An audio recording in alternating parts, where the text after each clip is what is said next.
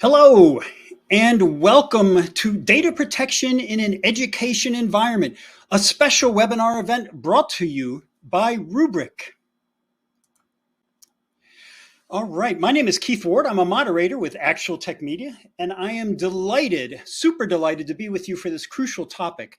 Education, as we know, is a prime target for cyber criminals these days. And understanding how to stay safe is the first lesson to learn, you might say. But before we get to today's content, we do have a few housekeeping items that'll help you get the most out of this session. First, we want this to be an informative event for you, so we encourage any questions in the questions box in your webinar control panel. Not only will we have team members responding to questions during the event, we'll also have a dedicated Q&A session at the end of the presentation where we'll discuss some of the top questions that you ask. That Q&A panel is also the place to let us know about any technical issues you might be having. A browser refresh will fix most audio, video, and slide advancement issues, so that's the first thing you want to try to do. If that doesn't work, however, let us know in the Q&A, and one of our very fine people will come on to provide further technical assistance.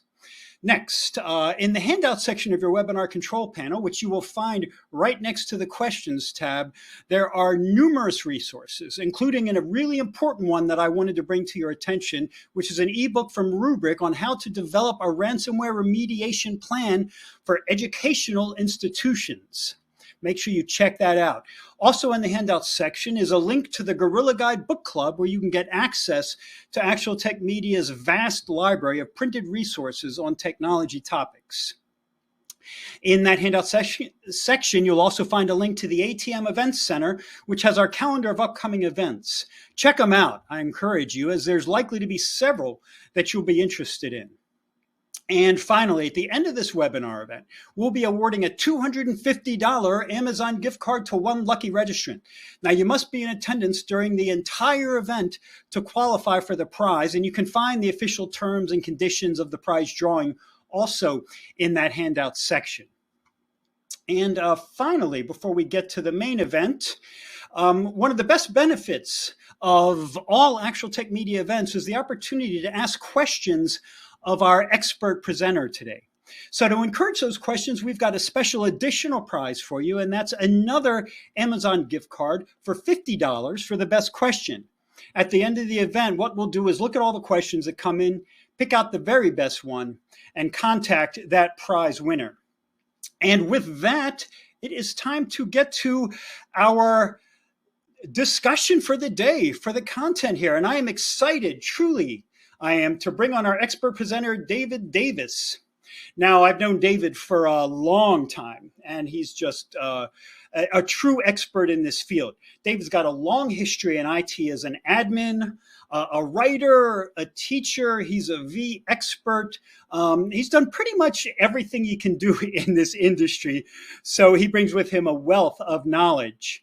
Now, David, later on in the presentation, is going to be joined by Kev Johnson, a tech marketing architect at Rubrik, who's going to show us a fantastic demo that I cannot wait to see. So, David, the bell has been rung and school is in session. It is time for you to step up to the blackboard.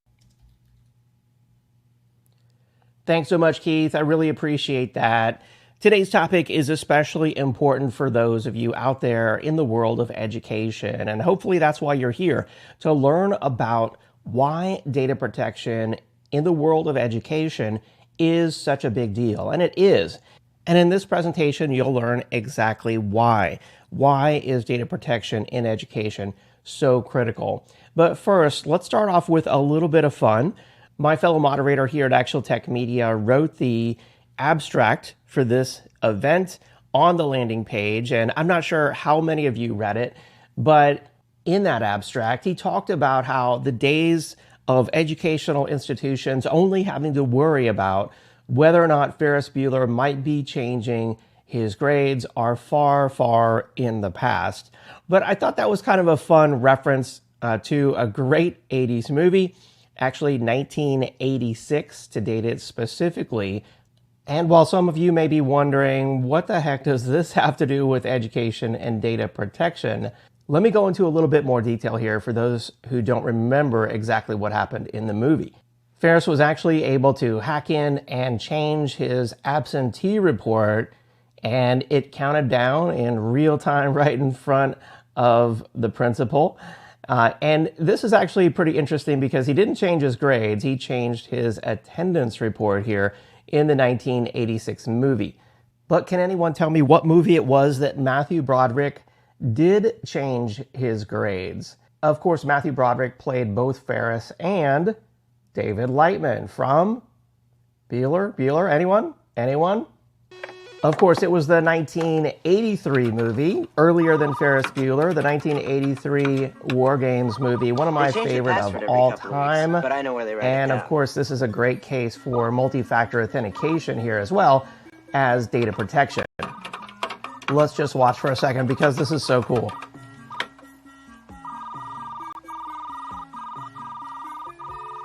Are those your grades? Yep. I don't think that I deserved an F. Do you? Of course, the point being here that not only is Matthew Broderick and Ali Sheedy really cool, as are Ferris Bueller and War Games, but we have got to protect our data in education because there's a lot more serious people out today to attack this data, hack this data, change this data, and hold this data for ransom than ever before. So let's talk about that now in more detail. Unfortunately, we see story after story about higher educational institutions. In this case, it's the 157-year-old Lincoln College in Illinois that was attacked by ransomware.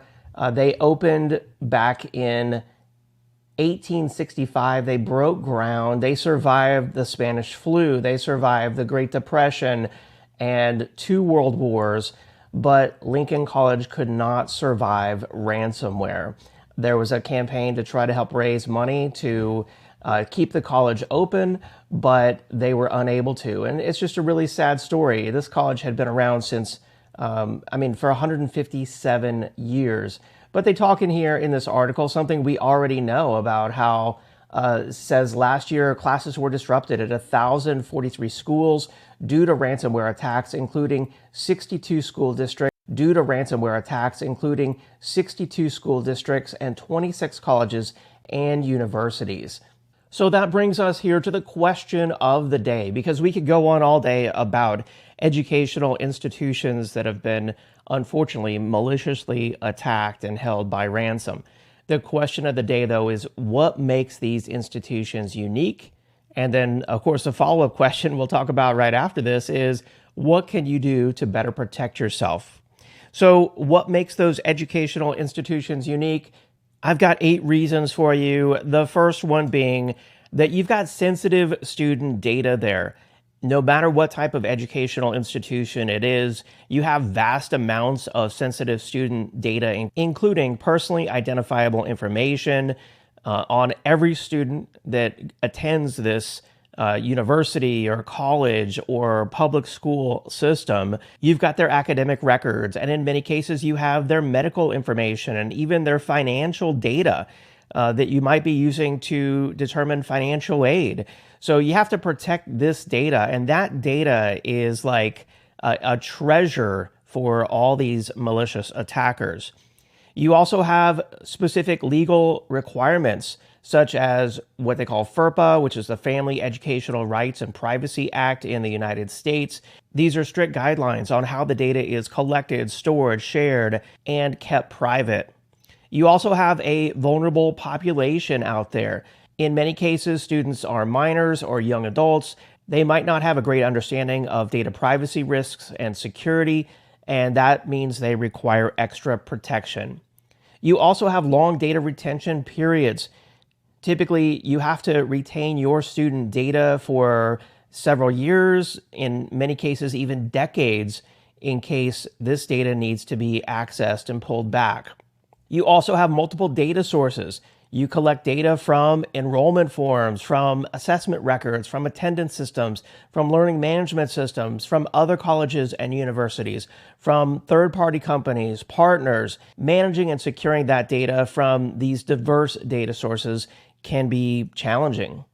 And then it's a very collaborative environment.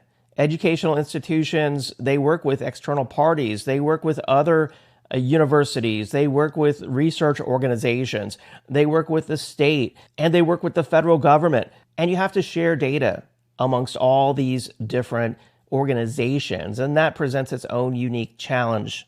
And I think it goes without saying that you have to balance the accessibility of the data and the security of the data. And this is a real high wire act for educational institutions. And then finally, you've got limited budgets. The budget is set every year. It, in many cases, has to be spent or it will be lost. And I know that there's not a fortune to be spent on data protection and security and disaster recovery. So that's what makes educational institutions unique when it comes to data protection. But what can you do to better protect yourself? What can you do to walk this high wire act? Well, educational institutions definitely need to develop their data protection policies that meet their compliance requirements, including those from FERPA. They also need to conduct risk assessments to make sure that the vulnerabilities are identified, threats are identified, and budget is allocated to address those kind of threats, those vulnerabilities. They also need, of course, to ensure strong security access controls, role-based access control, the principle of least privilege, multi-factor authentication, so that things like what Matthew Broderick did in War Games and Ferris Bueller do not happen, right? You also need to educate staff and students. Security awareness training is critical at educational institutions, just as it is at any other business or public sector type organization. You also need to secure your infrastructure, including things like physical access, regular software patching, updates, network security measures, and encryption of sensitive data.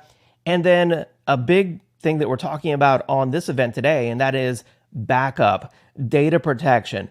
Get your critical data protected, get it off-site, keep it in multiple locations. Make sure that your backup data does not become encrypted. Make sure that it's not able to be hacked by ransomware attackers, and prevent these sort of ransomware disasters that are happening on a regular basis, and even prevent you from ever having to pay the ransom to begin with. And then finally, use modern solutions. And that's exactly what we're about to learn about here on the event today, the solution from Rubrik, which includes the latest and greatest, most innovative data protection and security solutions available to protect your data. Speaking of which, I want to show you a short video now about the University of Reading and how they're using Rubrik to protect their data.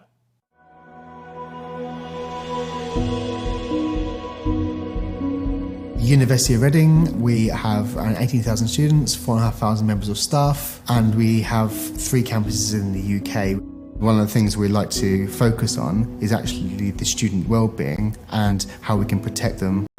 Big part of that is around where their personal data is. And if we had some data that leaked out for any reason, whether it's a student grade, some student health, that could be quite challenging for the university's reputation, and let alone the actual student that's impacted itself.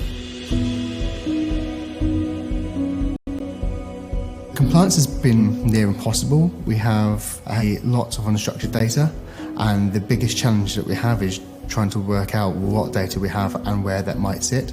From a PCI perspective, we've paid the fines typically because we've never understood what our PCI footprint is. Now with Rubrik, we can actually scan our data, look for credit card data, and pinpoint where those risks are for the university.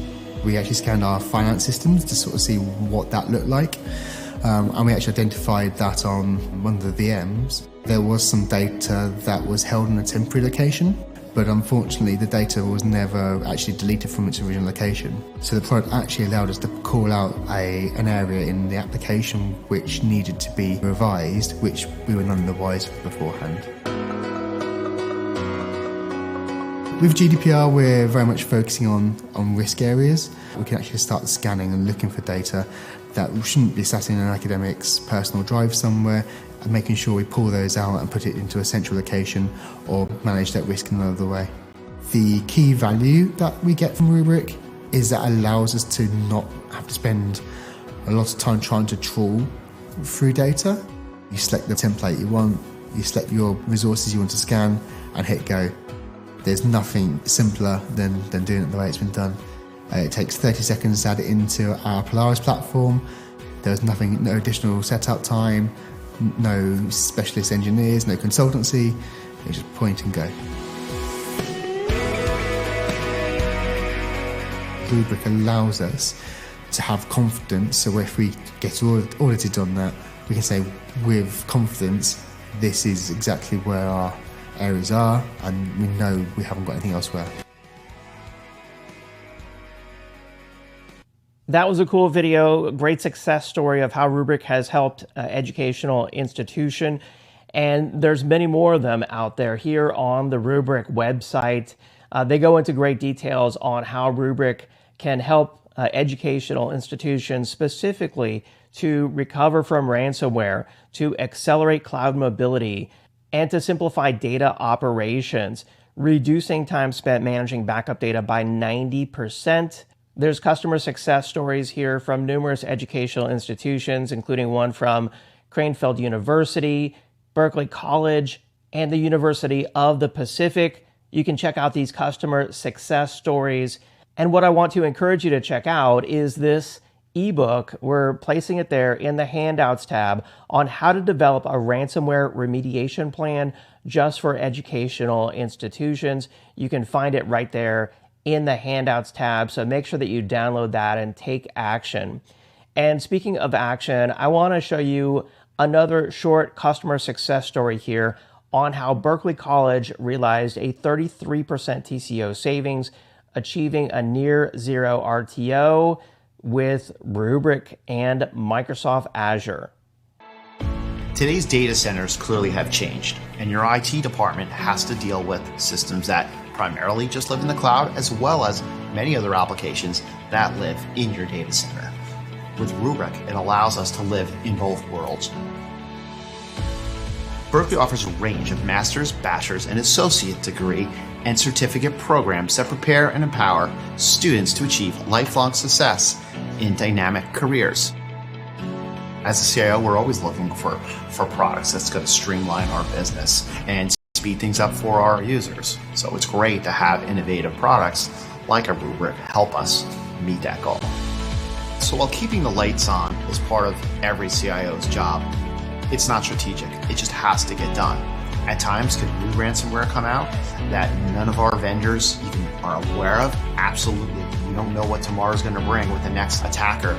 With Rubrik, you can restore the data that's affected by ransomware in a matter of minutes. I think the aha moment was when we actually got the Rubrik here, and it took a day to bring it up in production and back up a server. As far as restores are concerned, right-clicked, did the recovery, 5 minutes later the server was back to what it should have been before they made the change and we were up and running. Now, in the past, that would have been a night of work, if not 2 days of work. At Berkeley, we embrace cloud-based technologies for redundancy, replication, high availability, and data protection.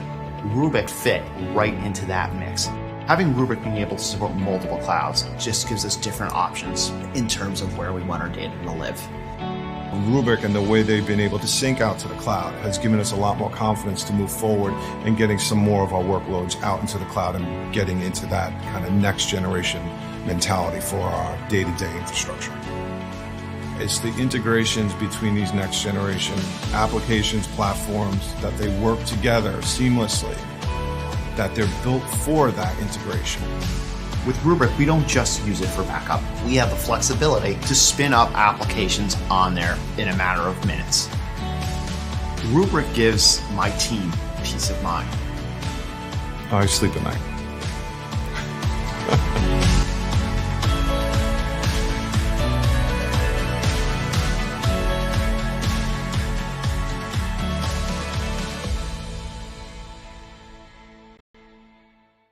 I love to see these kind of success stories, but I think what's even more important is seeing Rubrik in action with your own eyes.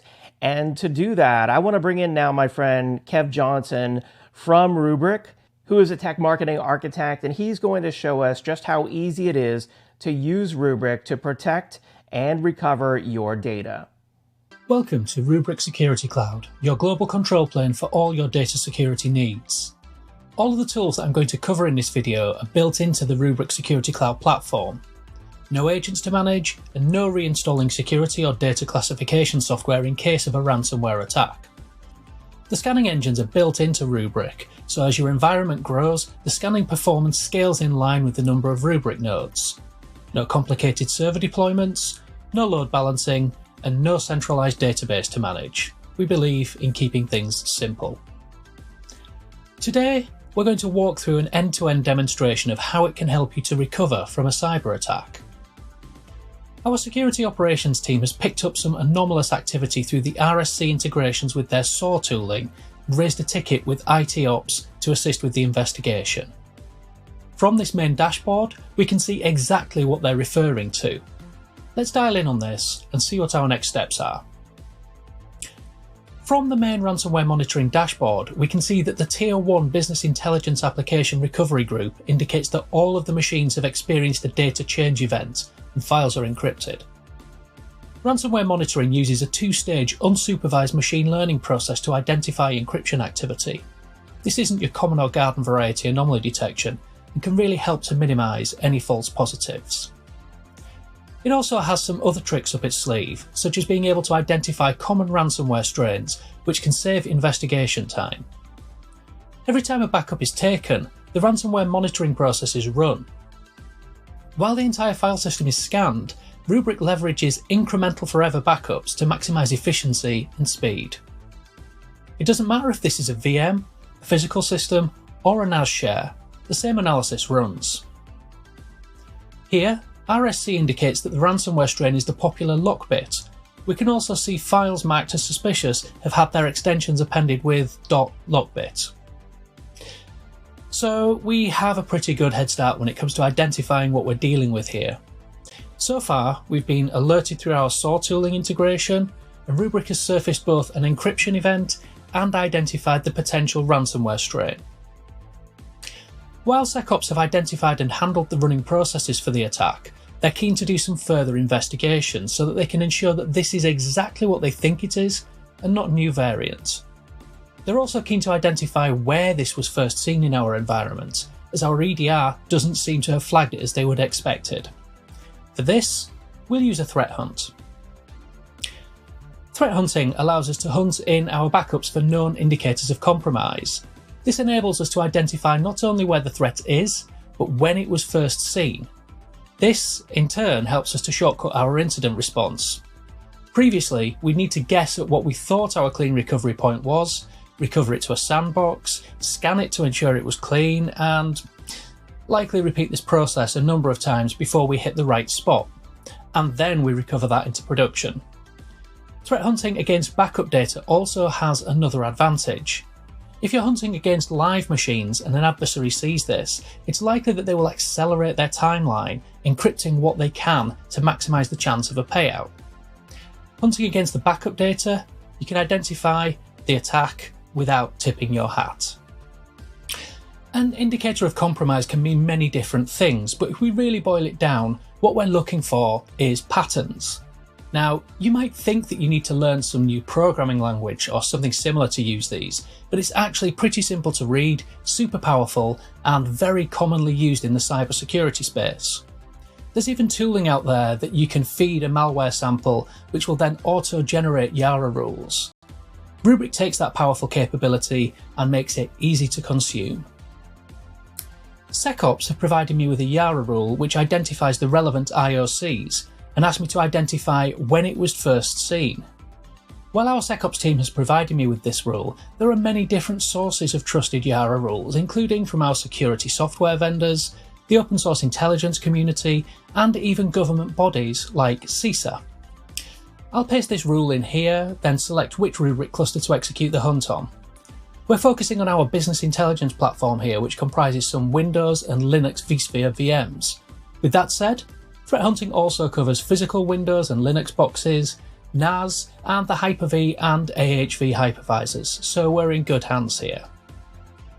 Next, we'll define the time frame to hunt through. This helps us to identify that first entry point, which in turn helps when it comes to selecting a clean recovery point. And that's how easy it is to set up a threat hunt. Kinda cool, huh? I can already hear your next question though. How do I know what I need to hunt for? Well, I'm glad that you asked. While threat hunting is definitely super useful in a reactive scenario, we recently announced threat monitoring, which is coming soon. Threat monitoring automatically scans data across your Rubrik deployment with a curated, automatically updated threat intelligence feed, helping you move your data security strategy from reactive to proactive. We see a need for both approaches. A curated threat feed gives you a great baseline of detection, but there's always the full threat hunt engine at your disposal if you need a more surgical approach in a world of ever-evolving threats. To learn more about threat monitoring, check out the breakout session from our recent launch event at forward.rubrik.com. With the threat hunt running, our next port of call is to identify if any sensitive data was impacted by the attack. As you might imagine, there are all kinds of data involved in our BI platform, and if we have any kind of sensitive data exposure, there's a need to notify the authorities. Again, Rubrik Security Cloud can help here. Straight from the ransomware monitoring page, we can investigate the kinds of data that were impacted. Having a fully integrated platform like this is going to seriously save you time in a crisis. Sensitive data discovery ships with many different pre-built analyzers and policies which can be applied across multiple workloads in your environment. We actually use sensitive data discovery as part of our BAU processes because it provides great visibility into where our sensitive data resides and highlights when it's being stored in less secure places, such as open access file shares. Every time a backup takes place, it gets indexed and analysed by the sensitive data discovery. No agents required on the servers, and even in the event of a mass ransomware attack, you can still access your sensitive data reporting in Rubrik Security Cloud.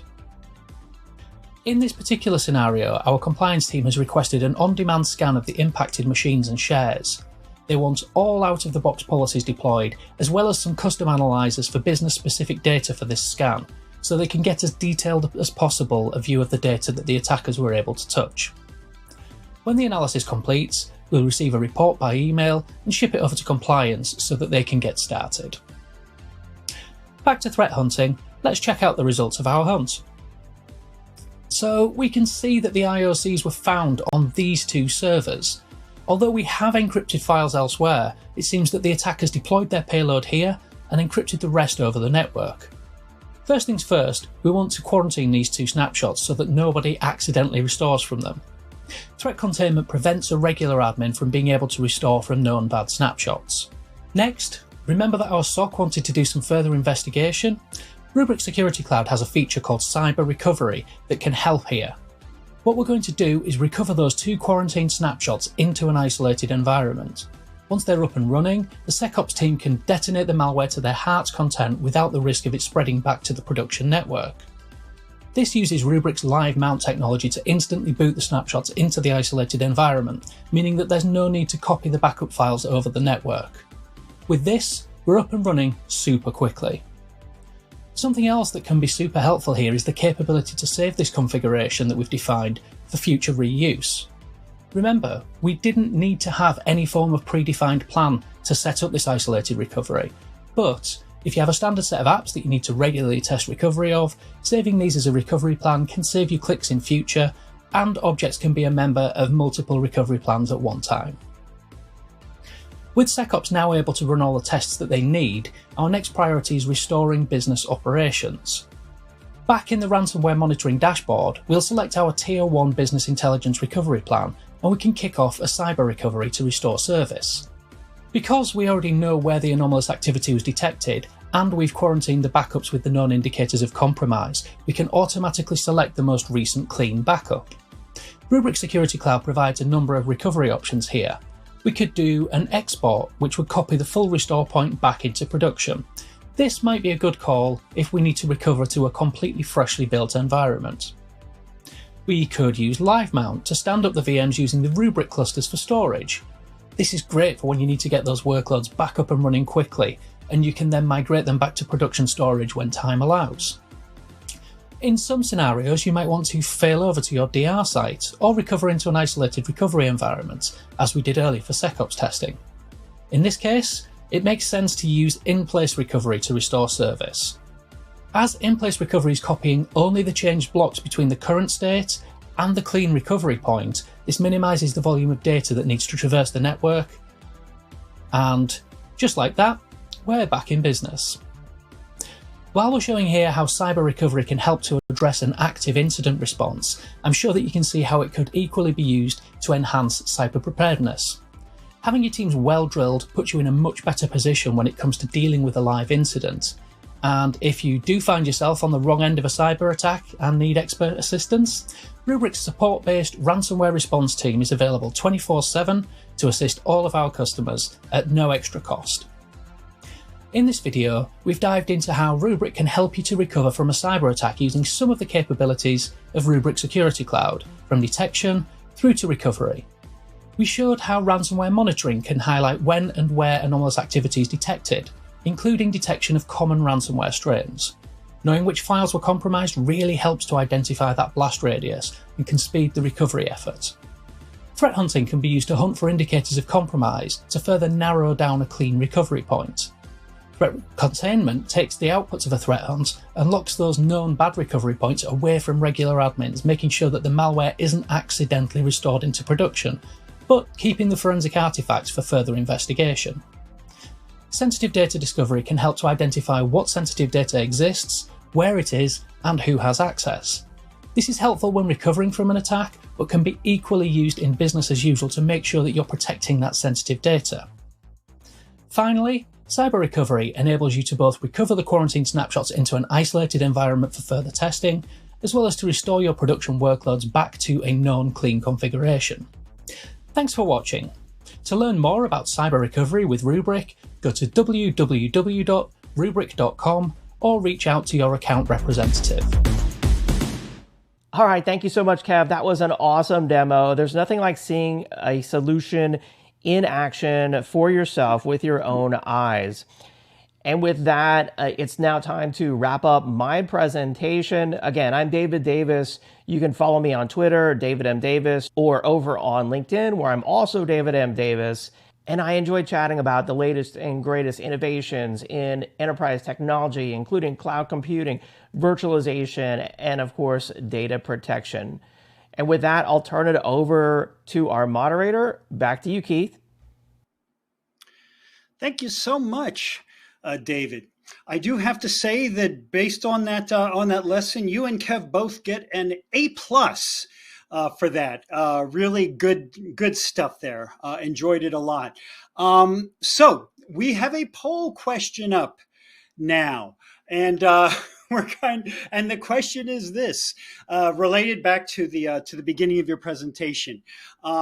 Which is your favorite Matthew Broderick 80s movie? Now, I'm a little older than you, so I remember these movies probably better than you, but we've got the two big ones, Ferris Bueller's Day Off and War Games, and we're getting some votes up there right now, so this is exciting to see. Given what this poll question is, David, which is your favorite Matthew Broderick 80s classic, do you think? Oh, Keith, I'm going to have to go with War Games. Being a kind of a teenage hacker myself, War Games was a movie that resonated with me, the most, hearing the modem connecting, right there on the big screen. That was like my life. Brought to the big screen. So that was really cool. I mean, of course, Ferris Bueller's Day Off is fun. It's silly. It's not as melancholy as War Games. It's not like end of the world kind of stuff. But I would have to go with War Games. And man, the audience is very well divided here. What's your take, Keith?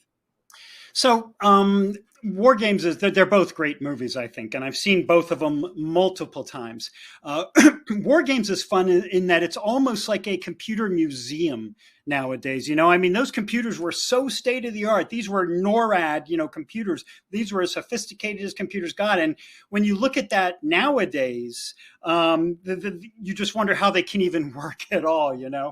But War Games was such a fun movie. For me, however, I'm going to have to disagree with you, and I'm going to call Ferris Bueller's Day Off the superior movie. Ferris Bueller is, in my opinion, is bound to become a bigger classic, less dated.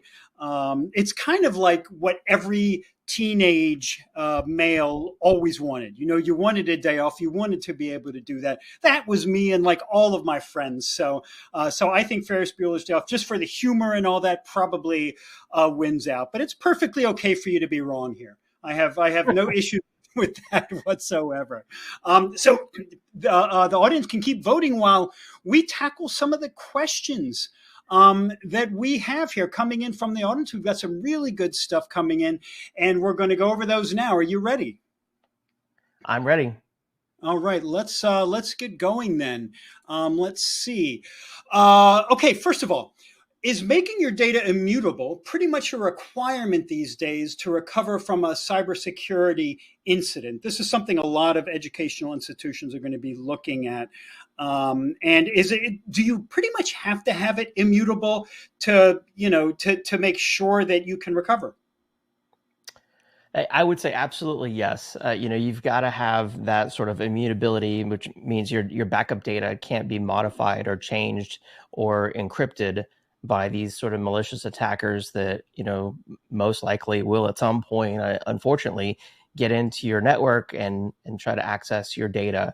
But I want to point out to everybody that, every vendor out there sort of has their own approach or their own way that they go about making that data immutable, as well as how they go about air gapping, the data to keep that data offline. Is it a real physical air gap? Is it what they call a virtual air gap? So it's important to understand, as you're talking to different vendors about their data protection solutions, take time to understand that these features aren't just checkbox things that like, okay, yeah, they're immutable. Okay, yeah, they're air gapped. Make sure you ask more questions, dive deep into the details. How does this work? So I encourage everyone to take some time to do that. For sure. All right. Chris wants to know, and this goes back to something you mentioned at the initial problems that education faces. And I think it's worth a little bit deeper dive. But Chris asks, how should smaller educational organizations handle data protection when these are typically IT departments with minimal personnel? And I would add on top of that, really, really limited budgets that never seem to grow, that only seem to shrink. So what would you say to that? Yeah, that's a great question. And I worked for a mid-size organization for many years, so I can certainly relate to that type of challenge. I guess my advice would be to select, innovative solutions that have a lot of efficiency built in. You don't want to have to spend a lot of time every day making sure the backup's really completed. Did they fail? If we recover, can I actually restore this data? If all those things could be built in to the solution you choose, so that you are automatically verifying the backup data, automatically testing the backups, that you can quickly and easily run disaster recovery tests and just, have confidence that, yes, we're protected, we're taken care of. So I would encourage you to always look for a solution like that. And also, consider, maybe cloud solutions these days, or managed service provider solutions, that are maybe offering things like Rubrik in the cloud or as a managed service or whatever, so that you can kind of pay as you go, get that sort of pay as you go consumption or pricing out of it, so that you don't have to try to do everything yourself. Small organizations can kind of leverage the flexibility and agility of cloud or kind of managed offerings. Right. And if you're a smaller school, for example, you're going to probably have less data up there, which is going to minimize your costs as compared to like a large, state college or something like that as well. So yeah, that is a Absolutely. really good point. So we have several questions related to cloud. So let's talk about another issue. You had talked about compliance, right? So you discussed HIPAA and GDPR and things like that. So let's talk about, can data in the cloud really be compliant with FERPA? Now, FERPA is an acronym that means the Family Educational Rights and Privacy Act. This is a law that protects the privacy of student records. So can data in the cloud be actually FERPA compliant, do you think? Absolutely. Yeah, I'm actually looking at a document from the U.S. Department of Education.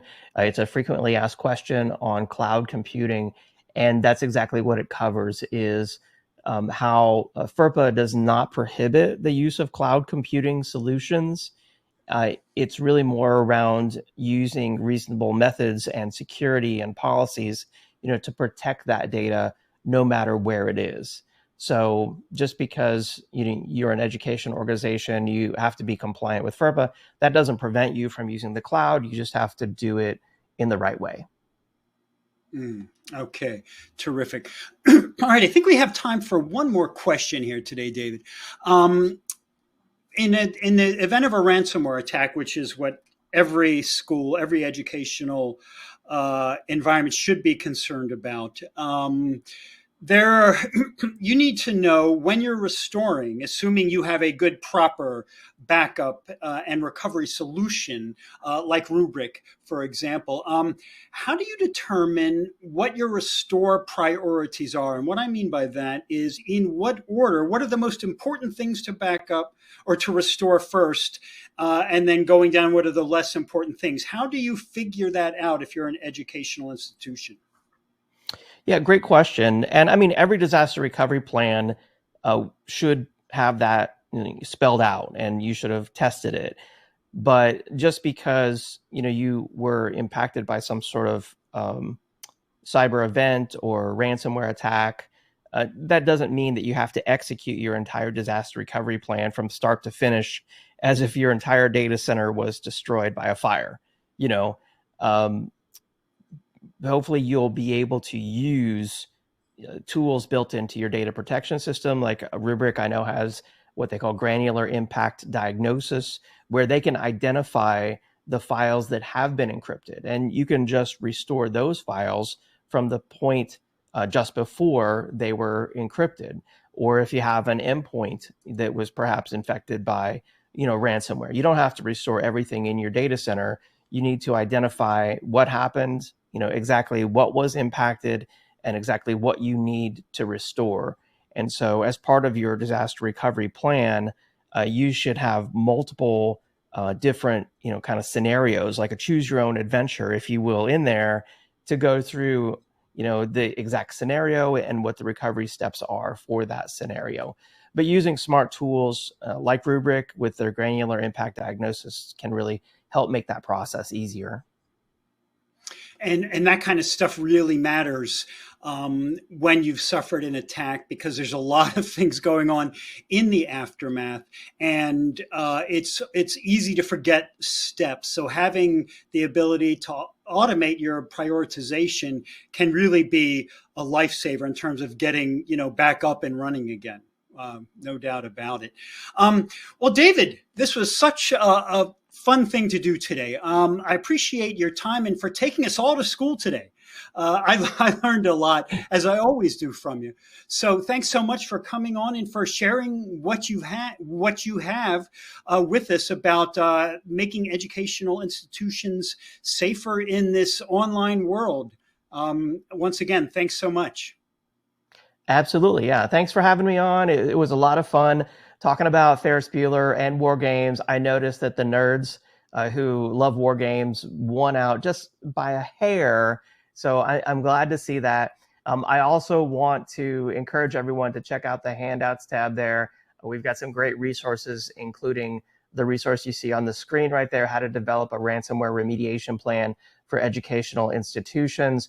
Also, there's a PDF there on how to prepare and recover from a ransomware attack with Rubrik. So make sure you check out those resources, and of course the link to get started with Rubrik over at rubrik.com. Sorry to steal your thunder there on the handouts tab, Keith, but I wanted to make sure we brought up those educational specific resources. Yeah, absolutely. Now go out and go see a baseball game or something like Ferris Bueller would on this on this Friday afternoon. Okay, so good to talk to you again. Absolutely. Thanks, Keith, and thanks everyone out there in the audience for being on today. Thanks, David. All right. Always fun to have David on. Always fun to talk movies from the 80s. That was one of my favorite eras of movies, and and learning too.